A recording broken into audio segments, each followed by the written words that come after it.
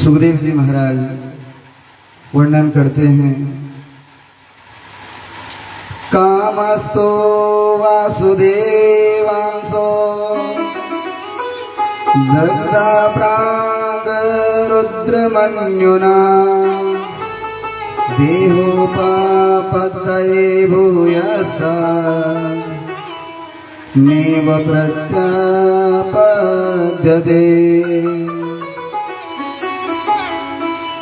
राजन, एक बार की बात है, भगवान भोलेनाथ समाधि में बैठे हुए थे तो देवताओं ने कहा, भाई भोलेनाथ तो जगते ही नहीं, उठते ही नहीं है, क्या होगा? तो कामदेव ने कहा, मैं भोलेनाथ की समाधि भंग करता हूं। तो भोलेनाथ के सामने नृत्य करने लगा, नाच गाने करने लगा। तो कहते हैं भोलेनाथ ने नेत्र खोले और जैसे नेत्र खोले कामदेव जलकर भस्म हो गया। तो इनकी जो पत्नी है रति, भोलेनाथ के चरणों में बैठ गई। गोविंद भोलेनाथ से कहती है, देवताओं के मनोरथ सिद्ध करने के लिए मेरे स्वामी कामदेव ने आपकी समाधि भंग करी और आपने इनको जलाकर भस्म कर दिया। भोलेनाथ ने कहा, मैं समाधि में बैठा था, मेरी समाधि भंग करी इसीलिए भस्म हुए। लेकिन देवी तुम चिंता न करो, तुम्हारे पति भगवान के यहाँ प्रथम संतान प्रद्युम्न के रूप में जन्म लेंगे। तो रुक्मणी माता के यहाँ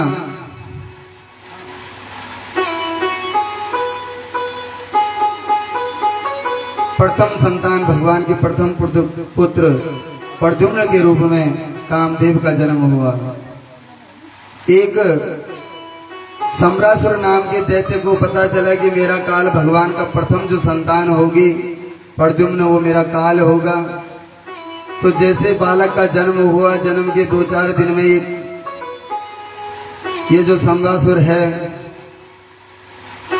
ये पहुंचा वहां द्वारिकापुरी और रात्रि में भगवान के कक्ष में घुसार वहां से बालक को उठा लिया गया और समुद्र मार्ग से चला जा रहा था। तो मन में विचार आया, इस बालक को अपने राज्य में ले जाकर क्या करना है, ऐसा करता हूँ समुद्र में डाल देता हूँ। और सीधे प्रद्युम्न को समुद्र में गिराया। समुद्र में जैसे ही नीचे गिराया वैसे एक मछली ने मुख खोला और वो बालक सीधे मछली के मुख में चला गया। कहते हैं इतने में थोड़ी देर बाद कुछ मछुआरों ने जाल फेंका और वो मछली जाल में फंस गई। अब इतनी विशाल मछली थी कि उसको कोई खरीद नहीं पाया।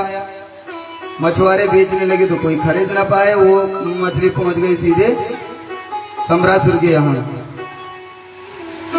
अब जब इसके यहाँ मछली पहुंची तो महाराज जो इन्होंने जो रसोई में मछली का भेदन किया तो उसके गर्भ से, मछली के पेट से जीवित बालक बाहर निकला। तो वही जो सेवा करने वाले थे वही उस बालक का पालन पोषण करने लगे। कहते हैं, जाको राखे साइया मार सके ना कोई। कुछ दुनिया वाले कुछ भी कर लें, लेकिन यदि गोविंद की कृपा है तो कोई बाल बांका नहीं कर सकता, कोई बाल बांका नहीं कर सकता। बच्चा जीवित पहुंच गया उसी जिसने समुद्र में फेंका था उसी के यहाँ। अब इन्हीं की रसोई में रति जो इनकी पत्नी है वो रसोई में कार्य करते थे। इसने देखा ये मेरा स्वामी बच्चे के रूप में, मेरा स्वामी अपने स्वामी को पहचान गई और उसकी सेवा करने लगी। एक दिन जब प्रद्युम्न थोड़ा बड़ा सा हुआ तो उसने कहा, देवी एक तो तुम मेरी माँ के समान, जैसे माँ अपने बच्चे का पालन पोषण करती है वैसा मेरा पालन पोषण कर रहे हो, और एक भाव आपका वही पत्नी का जो स्वामी के प्रति, अपने पति के प्रति होता है, वो भाव भी प्रकट कर रहे हो।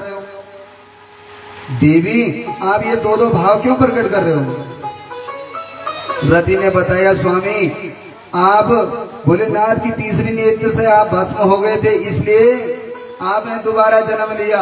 मैं आपकी पत्नी हूँ रति, आप बाल रूप में थे इसलिए आपका पालन पोषण मैंने किया। सारा कुछ याद दिलाया, स्वामी इस असुर का अंत कर दीजिए। और कहते हैं प्रद्युम्न ने सम्रासुर का वध किया। बोले भक्तवत्सल भगवान की जय।